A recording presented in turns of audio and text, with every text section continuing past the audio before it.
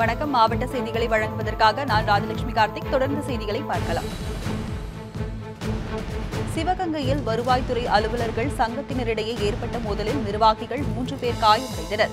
சிவகங்கை மாவட்டத்தில் பணிபுரிந்து வரும் வருவாய்த்துறை அலுவலர்கள் தமிழ்நாடு வருவாய்த்துறை அலுவலர்கள் சங்கத்தின் கீழ் இருந்து வந்த நிலையில் சில மாதங்களுக்கு முன்பு ஏற்பட்ட கருத்து வேறுபாட்டால் இருதரப்பாக பிரிந்தனர்.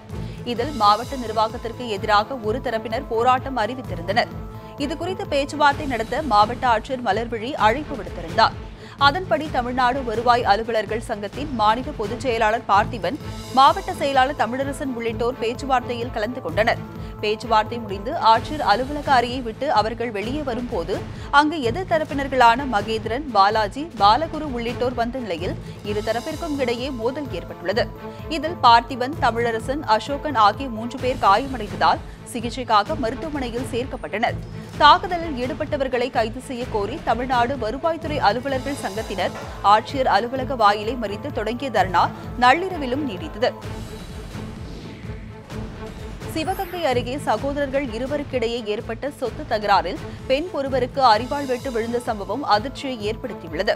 சிவகங்கை அருகே உள்ள பேச்சாத்துக்குடி கிராமத்தில் வசிக்கும் சகோதரர்களான சண்முகம், சதாசிவம் ஆகியோருக்கிடையே சொத்து தகராறு இருந்து வந்துள்ளது. பேச்சுவார்த்தை மூலம் பிரச்சனையை தீர்த்துக் கொள்ள இரு தரப்பினரும் முடிவு செய்திருந்தனர். அதன்படி மனைவி மற்றும் உறவினர்களுடன் சண்முகம் பேச்சுவார்த்தைக்கு சென்றிருந்தார். பேச்சுவார்த்தையின் போது வாக்குவாதம் முற்றிய நிலையில் சண்முகத்தின் மருமகன் முத்துமணி மறைத்து வைத்திருந்த வாளால் சதாசிவத்தை வெட்ட முயற்சித்துள்ளார். அப்போது அதனை மறித்து குறுக்கே விழுந்த சதாசிவத்தின் மனைவி சரஸ்வதியின் தலையில் வெட்டுக்காயம் ஏற்பட்டது. இதையடுத்து சண்முகம் தரப்பினர் அங்கிருந்து தப்பி ஓடிவிட்டனர். படுகாயமடைந்த சரஸ்வதி சிவகங்கை அரசு மருத்துவமனை மருத்துவக் கல்லூரியில் சிகிச்சைக்கு சேர்க்கப்பட்டார். இந்த சம்பவம் குறித்து வழக்கு பதிவு செய்த போலீசார் தப்பியோடிய மூவரை தேடி வருகின்றனர். நெல்லை மாவட்டம் சங்கரன் கோவில் அருகே 100 நாள் வேலை திட்டத்தில் பணி செய்யாதவர்கள் பெயரில் அட்டை வழங்கி 50 லட்சம் ரூபாய் வரை மோசடி செய்யப்பட்டதாக கூறி பெண்கள் போராட்டத்தில் ஈடுபட்டனர். சங்கரன் கோவில் அடுத்து வன்னிக்கோணந்தல் பஞ்சாயத்திற்கு உட்பட்ட 6 கிராம மக்கள் 100 நாள் வேலை திட்டத்தில் பணி செய்து வருகின்றனர். இத்திட்டத்தில் பணி நாட்கள் 150 தினங்களாக உயர்த்தப்பட்டுள்ள நிலையில் முழுமையாக வேலை வழங்காமல் 90 நாட்கள் மட்டுமே வேலை வழங்கப்படுவதாகவும் அதற்கான ஊதியத்தை வழங்காமல் அதிகாரிகள் மாதக்கணக்கில் இழுத்தடிப்பதாகவும் கூறப்படுகிறது. இந்நிலையில் இத்திட்டத்தில் வேலை செய்யாதவர்களின் பெயரில் பஞ்சாயத்து நிர்வாகம் அட்டைகளை பதிவு செய்து பல லட்சம் மோசடி செய்யப்பட்டுள்ளதாக குற்றச்சாட்டு எழுந்தது. வன்னிக்கோணந்தல் பஞ்சாயத்தில் சுமார் 200க்கும் மேற்பட்டவர்கள் மீது போலியாக அடையாள அட்டை தயார் செய்து கடந்த 5 ஆண்டில் 50 லட்சம் ரூபாய் வரை மோசடி செய்யப்பட்டுள்ளதாகவும் கூறப்படுகிறது. எனவே பண மோசடி செய்த அதிகாரிகள் மீது உரிய நடவடிக்கை எடுக்க வலியுறுத்தி வன்னிக்கோணந்தல் சமுதாய நலக்கூடம் முன்பாக சுமார் 500க்கும் மேற்பட்ட பெண்கள் தர்ணாவில் ஈடுபட்டனர். அப்போது அங்கு கிராம சபை கூட்டத்தை நடத்த வந்தவர்களிடம் பெண்கள் வாக்குவாதத்தில் ஈடுபட்டனர். நெல்லை மாவட்டம் களக்காடு அருகே டெங்கு காய்ச்சலுக்கு சிறுவன் பலியான சம்பவம் சோகத்தை ஏற்படுத்தியுள்ளது. களக்காடு அருகே உள்ள நெடுவிளையை சேர்ந்த ஆப்ரஹாம் ஜெபா தம்பதியின் 5 வயது மகனான செல்டனுக்கு திடீரென காய்ச்சல் ஏற்பட்டதால் களக்காட்டில் உள்ள தனியார் மருத்துவமனையில் சிகிச்சை அளிக்கப்பட்டது. இருப்பினும் காய்ச்சல் குணமாகாததால் மற்றொரு தனியார் மருத்துவமனையில் பரிசோதித்த போது சிறுவனுக்கு டெங்கு இருந்தது தெரிய வந்துள்ளது. எனவே மேல் சிகிச்சைக்காக நெல்லையில் உள்ள தனியார் மருத்துவமனையில் சேர்க்கப்பட்ட சிறுவன் சிகிச்சை பலனின்றி பரிதாபமாக உயிரிழந்தார்.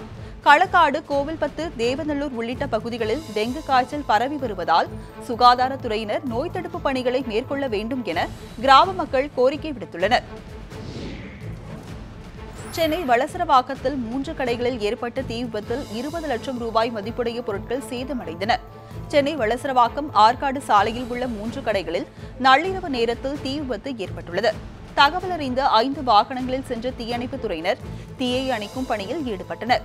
சுமார் 1 மணி நேர போராட்டத்திற்கு பிறகு தீ அணைக்கப்பட்டது. எனினும் இந்த தீ விபத்தில் 3 கடைகளில் 20 லட்சம் ரூபாய் மதிப்பில் பொருட்கள் சேதமடைந்தன. தீ விபத்திற்கான காரணத்தை கண்டறிய போலீசார் விசாரணை நடத்தி வருகின்றனர். திருச்சி மாவட்டம் மணப்பாறையில் பூட்டியிருந்த வீட்டில் ஏற்பட்ட தீ விபத்தில் வீட்டிலிருந்த பொருட்கள் முற்றிலும் எரிந்து சேதமடைந்தன. மணப்பாறையில் உள்ள பெண்ணாகரத்தில் வசித்து வரும் மருதமுத்து என்பவர் சொந்த வேலை காரணமாக கரூர் சென்றுள்ளார். பூட்டியிருந்த அவரது வீட்டிலிருந்து புகை வெளியேறியதை கண்ட அக்கம் பக்கத்தினர் தீயணைப்பு நிலையத்திற்கு தகவல் கொடுத்துள்ளனர்.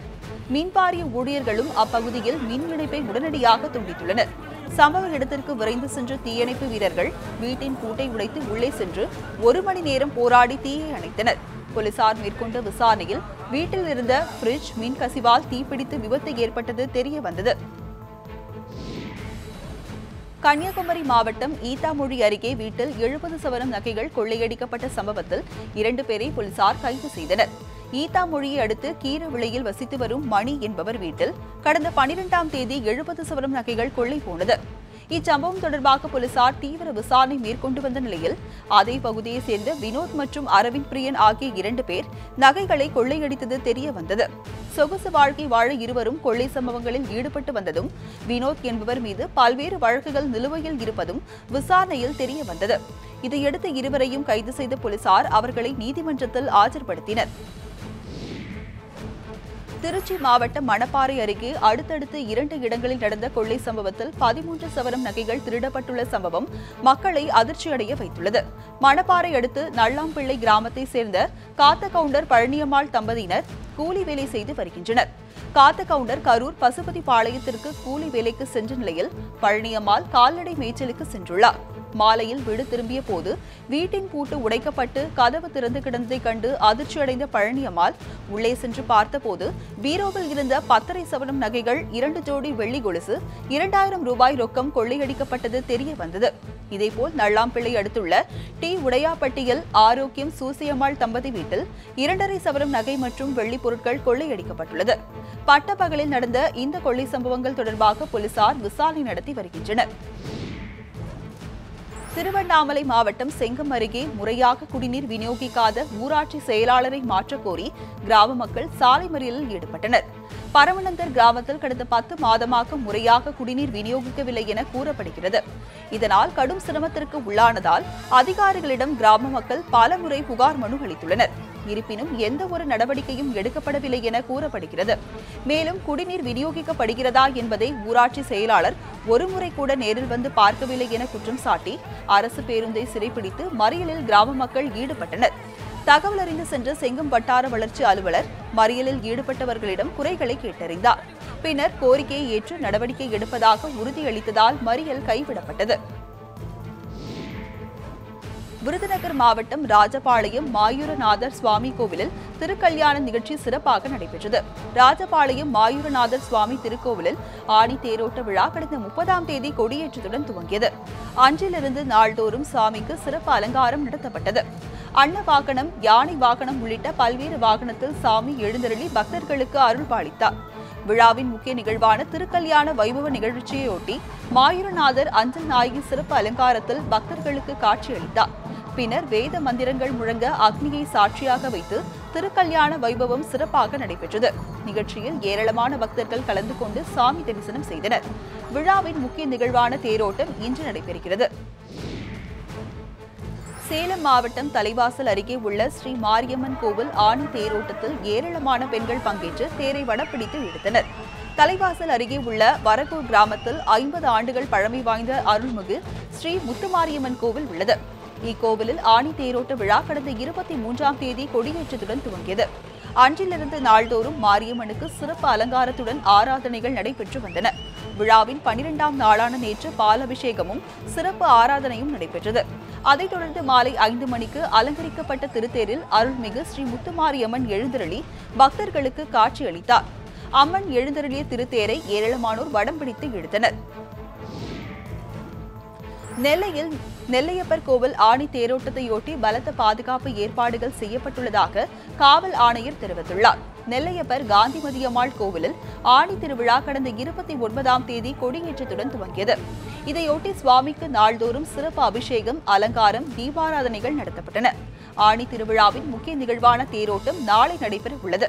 இதில் ஆயிரக்கணக்கான பக்தர்கள் கலந்து கொள்வார்கள் என்பதால் பாதுகாப்பு தொடர்பாக நெல்லை காவல் ஆணையர் கபில்குமார் ஆய்வு மேற்கொண்டார். பின்னர் செய்தியாளர்களிடம் பேசிய அவர், தேர் ஓடும் 4 ரத வீதிகளிலும் 32 கண்காணிப்பு கேமராக்கள் மற்றும் 10 உயர் கண்காணிப்பு கோபுரங்கள் அமைக்கப்பட்டுள்ளதாக கூறினார்.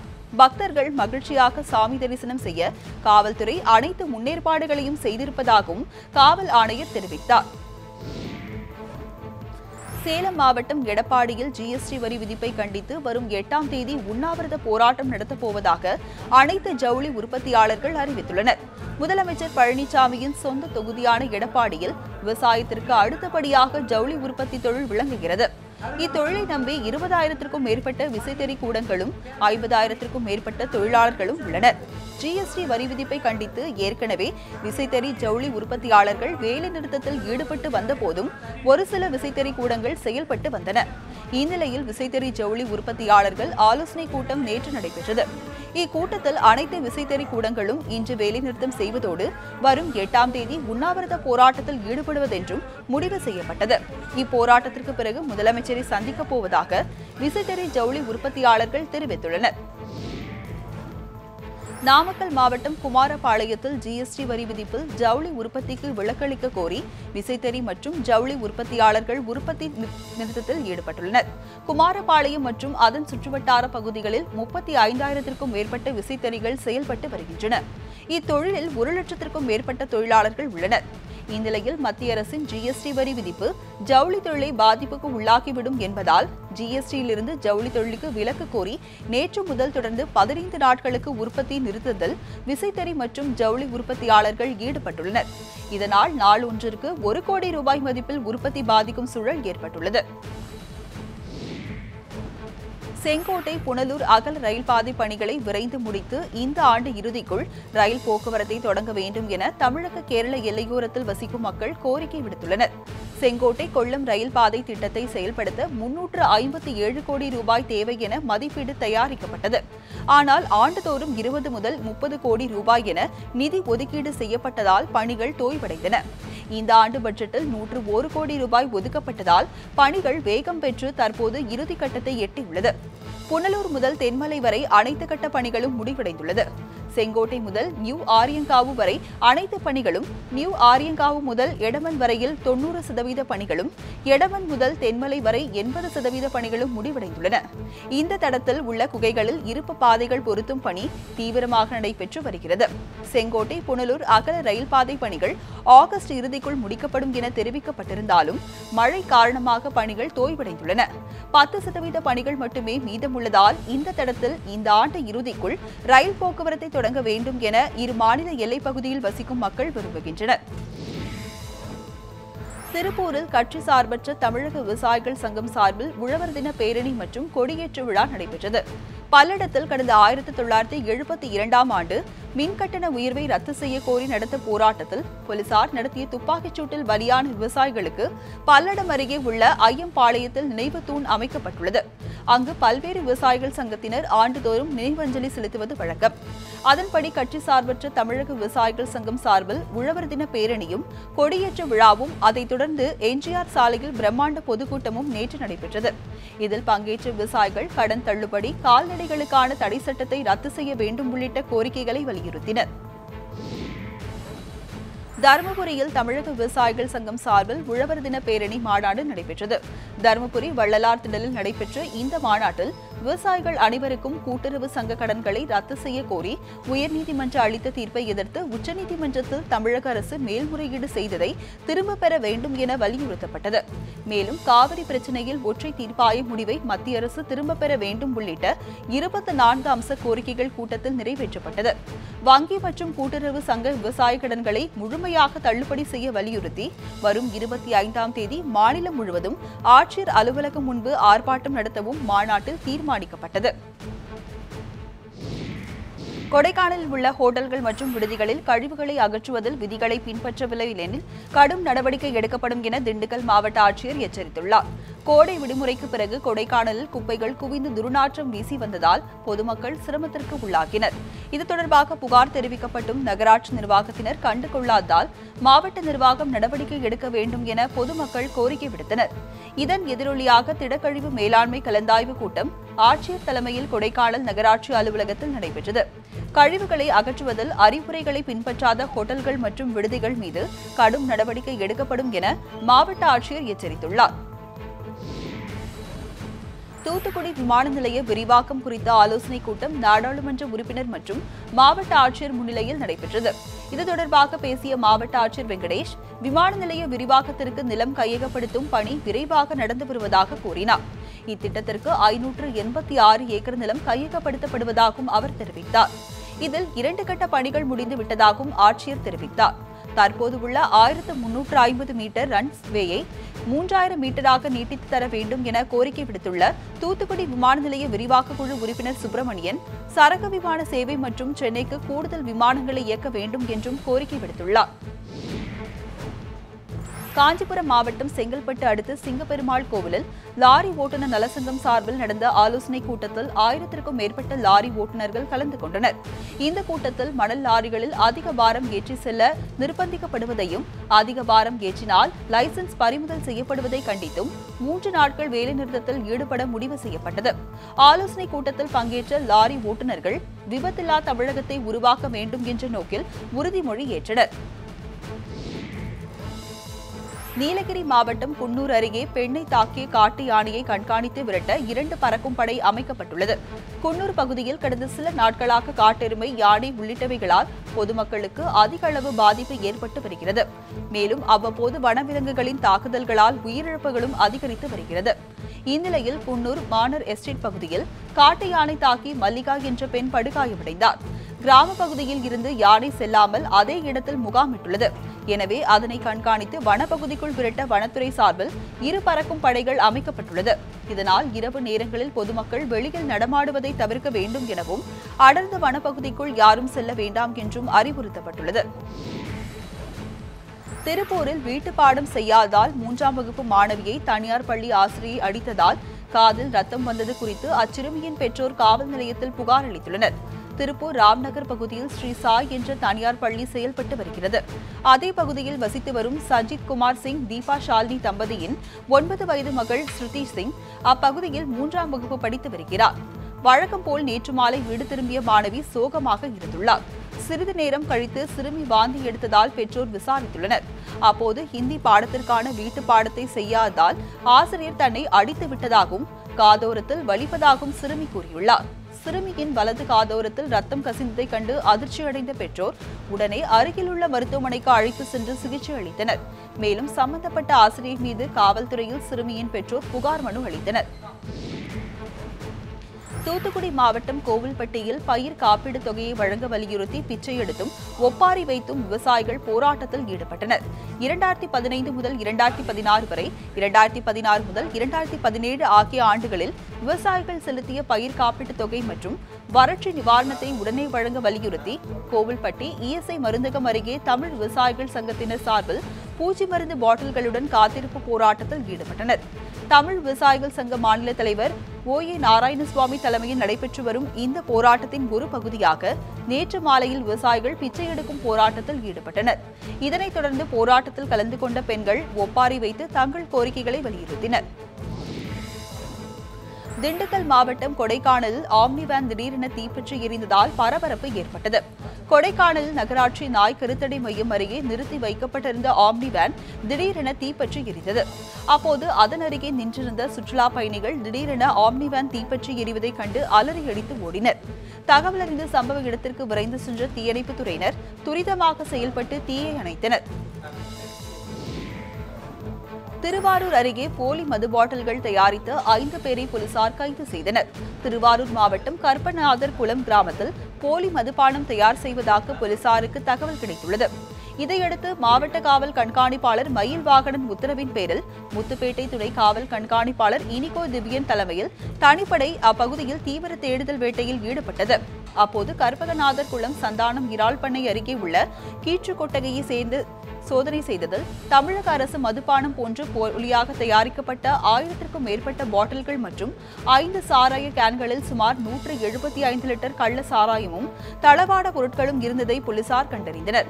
இதையடுத்து அவற்றை பறிமுதல் செய்த போலீசார் இச்சம்பவம் தொடர்பாக 5 பேரை கைது செய்து சிறையில் அடைத்தனர். சேலம் மாவட்டம் ஓமலூர் அருகே விளைநிலத்தில் 2 அடி உயரம் கொண்ட ஐம்பொன் முருகன் சிலை கண்டெடுக்கப்பட்டது. சேலம் மாவட்டம் தும்பிப்பாடி கிராமத்தை சேர்ந்த ஜெயராமன் என்பவருக்கு சொந்தமாக 7 ஏக்கர் நிலம் உள்ளது. தனது நிலத்தில் மேய்ந்த ஆடுகளை விரட்டிய போது வயலில் கிடந்த சாக்கு மூட்டையை ஜெயராமன் பிரித்து பார்த்துள்ளார். அதில் 2 அடி உயரத்தில் ஐம்பொன்னாலான முருகன் சிலை இருந்ததை கண்டு அதிர்ச்சியடைந்த அவர் காடையம்பட்டி வருவாய்த்துறை அதிகாரிகளுக்கு தகவல் கொடுத்துள்ளார். விரைந்து சென்ற அதிகாரிகள் சிலை கிடந்த இடத்தை பார்வையிட்டு ஆய்வு செய்தனர். பின்பு 2 அடி முருகன் சிலையை அதிகாரிகளிடம் விவசாயி ஜெயராமன் ஒப்படைத்தார். இந்த சிலை தொல்லியல் துறை அதிகாரிகளிடம் ஒப்படைக்கப்படும் எனவும் ஆய்வுக்கு பிறகு சிலையின் மதிப்பு தெரியவரும் என அதிகாரிகள் தெரிவித்துள்ளனர். குற்றாலத்தில் ஐந்தருவி படகு குழாமல் படகு சவாரியை நெல்லை மாவட்ட ஆட்சியர் சந்தீப் நந்தூரி தொடங்கி வைத்தார். குற்றாலத்தின் அனைத்து அருவிகளிலும் தண்ணீர் நன்றாக கொட்டுவதால் சுற்றுலாத்துறைக்கு சொந்தமான படகு குழாமல் தண்ணீர் நிறைந்தது. எனவே பயணிகள் படகு சவாரிக்காக மொத்தம் 33 படகுகள் தயார் செய்யப்பட்டன. இவற்றில் 2 இருக்கை படகுகள் 12, 4 இருக்கை படகுகள் 12, 4 இருக்கை துடுப்பு படகுகள் 5, தனிநபர் படகுகள் 4 உள்ளன. படகு சவாரிக்கான துவக்க விழாவை திருநெல்வேலி மாவட்ட ஆட்சியர் சந்தீப் நந்தூரி, நெல்லை MP பிரபாகரனும் கொடியசைத்து துவக்கி வைத்தனர். இவ்விழாவில் ஏராளமான பொதுமக்கள், சுற்றுலா பயணிகள் கலந்து கொண்டனர். அரை மணி நேரத்திற்கு 2 இருக்கை படகில் பயணிக்க 120 ரூபாயும், 4 இருக்கை படகில் பயணிக்க 450 ரூபாயும் வசூலிக்கப்படுவதாக அறிவிக்கப்பட்டுள்ளது. தரம் பிரித்து குப்பை வழங்கியவருக்கு திருச்சி மாநகராட்சி சார்பில் தங்க நாணயம் பரிசீலிக்கப்பட்டது. திருச்சி மாநகராட்சியில் மக்கும் குப்பை, மக்காத குப்பை என்று தரம் பிரித்தே பொதுமக்களிடம் இருந்து குப்பைகள் சேகரிக்கப்படுகிறது. இதில் மக்காத குப்பைகள் ஒவ்வொரு புதன்கிழமை மட்டும் சேகரிக்கப்படும் எனவும், தரம் பிரித்து தராத வீடுகளுக்கு 10 ரூபாய் முதல் 2000 ரூபாய் வரை அபராதம் விதிக்கப்படும் என்றும் அறிவிக்கப்பட்டிருந்தது. இதேபோல் தரம் பிரித்து குப்பைகளை தரும் பொதுமக்கள் அதனை செல்போனில் படம் பிடித்து வாட்ஸ்அப்பில் அனுப்புமாறும், சிறந்த முறையில் தரம் பிரித்து தரும் பொதுமக்களில் அதிர்ஷ்டசாலி ஒருவர் தேர்ந்தெடுக்கப்பட்டு வாரந்தோறும் தங்க நாணயம் பரிசீலிக்கப்படும் என்றும் மாநகராட்சி அறிவித்திருந்தது. அதன்படி வாட்ஸ்அப்பில் அனுப்பப்பட்ட புகைப்படங்களில் அதிர்ஷ்டசாலியாக தேர்ந்தெடுக்கப்பட்ட செல்வமணி என்பவருக்கு தங்க நாணயம் பரிசீலிக்கப்பட்டது. மாநகராட்சி ஆணையர் ரவிச்சந்திரன் அதிர்ஷ்டசாலியாக தேர்ந்தெடுக்கப்பட்ட செல்வமணியிடம் தங்க நாணயத்தினை வழங்கினார். இவ்வாறு ஒவ்வொரு ஆண்டிற்கும் தங்க நாணயம் பொதுமக்களுக்கு பரிசாக வழங்கப்படும் என்பது குறிப்பிடத்தக்கது.